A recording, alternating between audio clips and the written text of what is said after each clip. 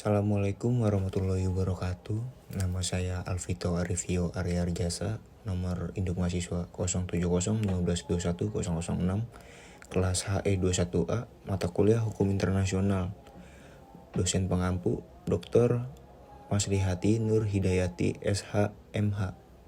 Pengertian hukum internasional. Menurut Mukhtar Kusuma Atmajaya mendefinisikan hukum internasional sebagai keseluruhan kaidah dan asas hukum yang mengatur hubungan atau persoalan yang melintasi batas negara yang bukan bersifat perdata.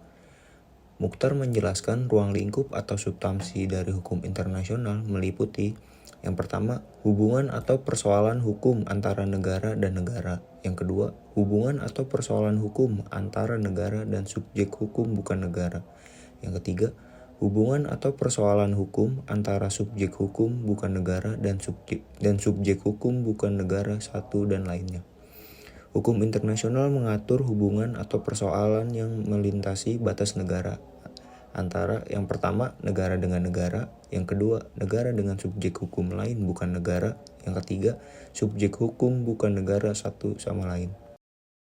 Bentuk hukum internasional. Hukum internasional memiliki bentuk perwujudan atau pola perkembangan yang khusus berlaku di suatu bagian dunia tertentu, antara lain: yang pertama, hukum internasional regional, berlaku terbatas di daerah lingkungan berlakunya.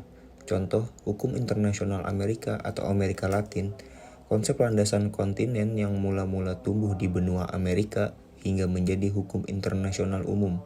Yang kedua, hukum internasional khusus, berlaku bagi negara-negara tertentu. Contoh, Konvensi Eropa mengenai HAM. Subjek hukum internasional.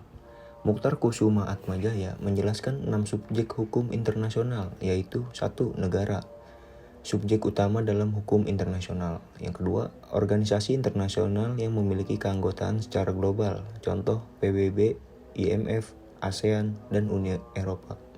Yang ketiga, Palang Merah Internasional. Yang keempat, Tahta Suci Vatikan, diakui sebagai subjek hukum internasional sejak Pakta Teheran ditandatangani pada 1929. Fakta ini merupakan perjanjian antara kerajaan Italia dan Tahta Suci Vatikan. Yang kelima, pemberontak. Yang keenam, individu. Sistem hukum yang berlaku di Indonesia. Sistem hukum yang berlaku di Indonesia adalah sistem campuran. Sebagai negara bekas jajahan Belanda, sistem hukum Indonesia cenderung mengikuti sistem hukum civilau atau hukum Eropa kontinental.